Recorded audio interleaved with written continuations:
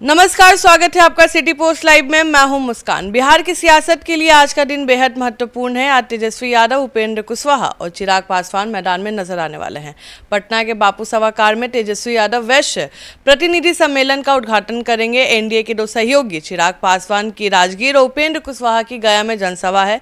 आज ही पटना के गांधी मैदान में एक नया वक्फ कानून के विरोध में रैली है, जिसमें तमाम मुस्लिम संगठन शामिल होंगे। इस सबके अलावा स्टैच्यू ऑफ गवर्नेंस स्थापित करने की मांग को लेकर पटना के मरीन ड्राइव पर छत्रपति शिवाजी महाराज सामाजिक अभियान के तहत रैली निकाली जाएगी। इस पर बातचीत करने के लिए हमारे साथ मौजूद है वरिष्ठ पत्रकार श्रीकांत पटेल। सर, क्या क्या होने वाला है आज पटना में? देखिए, आज का दिन बिहार के सियासत के लिए बहुत अहम दिन है, क्योंकि आज तो बहुत हलचल है और सुबह से ही गांधी मैदान के आसपास हलचल मची हुई है, क्योंकि गांधी मैदान से सटे बापू सभागार में तेजस्वी यादव की एक सम्मेलन है, वैश्य प्रतिनिधि सम्मेलन।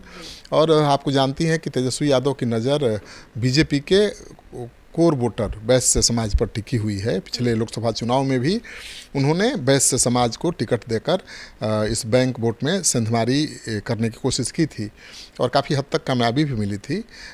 ऋतु जायसवाल को उन्होंने लोकसभा चुनाव में उतारा था और आज वैश्य समाज के बिहार भर के लोग जुटेंगे और तेजस्वी यादव उनको भरोसा दिलाएंगे कि आप उनका साथ दीजिए और पार्टी उनके साथ खड़ी रहेगी, क्योंकि ये आरोप लगता रहा है कि वैश्य समाज सबसे ज़्यादा परेशान था लालू राबड़ी राज में अपराध को लेकर।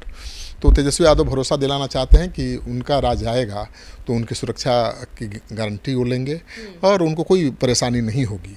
तो तेजस्वी यादव के बड़ा कार्यक्रम है, गांधी मैदान में भी बड़ा कार्यक्रम है। स्टैच्यू ऑफ ये वक्फ बोर्ड को लेकर अल्पसंख्यक समाज के जो लोग हैं हजारों की संख्या में वहाँ जुटेंगे और वक्फ बचाओ संविधान बचाओ कॉन्फ्रेंस होगा और इस कॉन्फ्रेंस में कानूनी ज्ञापन सरकार को सौंपकर पुराने वक्फ बोर्ड कानून में किए गए संशोधन को वापस लेने की मांग की जाएगी। तो माना जा रहा है कि जो अल्पसंख्यकों का ये सम्मेलन है, कॉन्फ्रेंस है, उसमें तमाम दलों के नेता पहुंचेंगे। बीजेपी के नेता तो नहीं जाएंगे, लेकिन बाकी दलों के नेता जरूर जाएंगे। अब देखना ये दिलचस्प होगा कि क्या जेडीयू का कोई नेता इस सम्मेलन में, इस कॉन्फ्रेंस में शामिल होता है, क्योंकि वक्फ बोर्ड का समर्थन जेडीयू ने किया था, उसको लेकर अल्पसंख्यकों में नाराजगी भी है।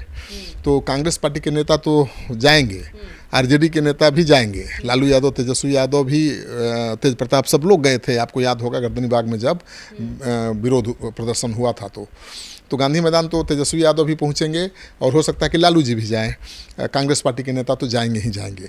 तो ये दूसरा बड़ा कार्यक्रम है। एनडीए का सर, चिराग पासवान का क्या जो जनसभा, उसके बारे में थोड़ा बता दीजिए। देखिए, चिराग पासवान तो तेवर बड़े तल्ख अपनाए हुए हैं, आपको पता ही है।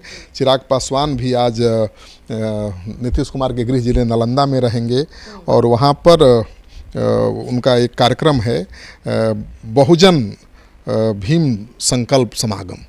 तो चिराग पासवान लगातार अपनी शक्ति का प्रदर्शन कर रहे हैं। आरा में भी उन्होंने कार्यक्रम किया था, एक रैली की थी, अपनी शक्ति का प्रदर्शन किया था उस शाहाबाद में जहां पर बीजेपी का खूंटा उखड़ गया है।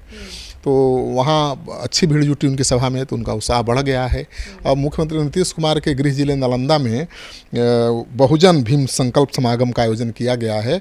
चिराग पासवान उसको संबोधित करेंगे और ठीक उसके एक दिन पहले उनकी पार्टी के सांसद, उनके बहनोई अरुण भारती ने बड़ा ऐलान कर दिया था कि इस संकल्प सभा के बाद अब उनकी पार्टी नेतृत्व करेगी चुनाव का।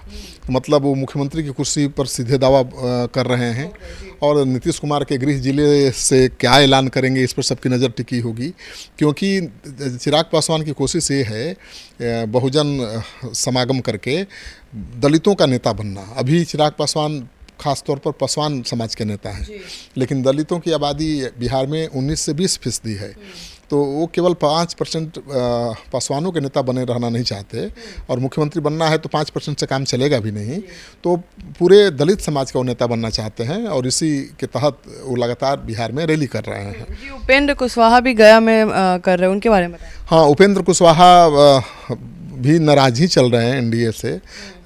अभी तक पता नहीं चल पाया कि उनको कितनी सीटें मिलेंगी और अपनी नाराज़गी का इजहार उन्होंने प्रधानमंत्री की रैली में किया था विक्रमगंज में। और कहा था कि हम सब एक ही नाव पर सवार हैं, हम डूबेंगे तो पूरा एनडीए डूबेगा। काफी कंट्रोवर्सी हुई थी। हाँ, और वहाँ उपेंद्र कुशवाहा का नाम भी नहीं लिया था पीएम ने, तो उसको लेकर अटकलों का बाजार गर्म हो गया था। लेकिन जब सिवान में कार्यक्रम था प्रधानमंत्री का, तो प्रधानमंत्री ने बहुत बढ़िया से उनसे बातचीत की, उनके साथ बातचीत करते मुस्कुराते नजर आए। वहाँ पे चिराग का नाम नहीं लिए। चिराग पासवान को नज़रअंदाज करते नजर आए। तो चिराग पासवान के तेवर तल्ख हैं, तो हो सकती है उसको लेकर थोड़ी नाराज़गी हो और उपेंद्र कुशवाहा को मनाने की कोशिश के रूप में देखी जा रही है। उपेंद्र कुशवाहा लगातार संवैधानिक अधिकार, परिसीमन सुधार रैली कर रहे हैं। मुजफ्फरपुर में भी उन्होंने एक रैली की थी और अब वो गया में रैली कर रहे हैं। वो सवाल उठा रहे हैं कि जो नया परिसीमन होने वाला है उसके तहत लोकसभा सीटों की संख्या बढ़नी चाहिए। देखिए, परिसीमन होगा तो जनसंख्या के आधार पर वो सीटों के बंटवारा की मांग कर रहे हैं। उनका कहना है कि दक्षिण भारत में कम जनसंख्या होते हुए भी ज़्यादा सीटें हैं और इधर हमारे इलाके में ज़्यादा जनसंख्या होते हुए भी कम लोकसभा सीटें हैं। तो उनका कहना है कि जनसंख्या के बाद जो परिसीमन होना है, परिसीमन के तहत बिहार के लोकसभा सीटों की संख्या बढ़नी चाहिए। तो बड़ी मांग है उनकी और उस रैली का नाम है संवैधानिक अधिकार परिसीमन सुधार महारैली। तो उपेंद्र कुशवाहा भी गरजेंगे, चिराग पासवान भी अपना तेवर दिखाएंगे राजगीर से और तेजस्वी यादव बीजेपी के कोर वोट बैंक में सिंधमारी करने की कोशिश करते हुए दिखाई देंगे। और चौथा जो कार्यक्रम है प्रणव प्रकाश कर रहे हैं। प्रणव प्रकाश नालंदा के रहने वाले हैं, कुर्मी समाज से आते हैं और नीतीश कुमार जब बुजुर्ग हो गए हैं तो उनके वोट बैंक पर तो तेजस्वी की भी नज़र है, बीजेपी की भी नज़र है और उनके ज़िले के जो कुर्मी नेता हैं उनकी भी नज़र है।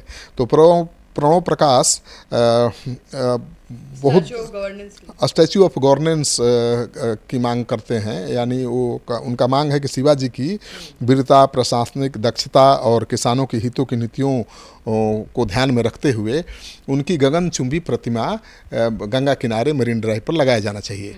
तो नालंदा के बिहार शरीफ में उन्होंने एक बहुत बड़ी रैली की थी जिसमें 30,000 लोग जुटे थे और सबने संकल्प लिया था कि शिवाजी की गगनचुंबी प्रतिमा का पटना के मरीन ड्राइव पर स्थापना करवाएंगे।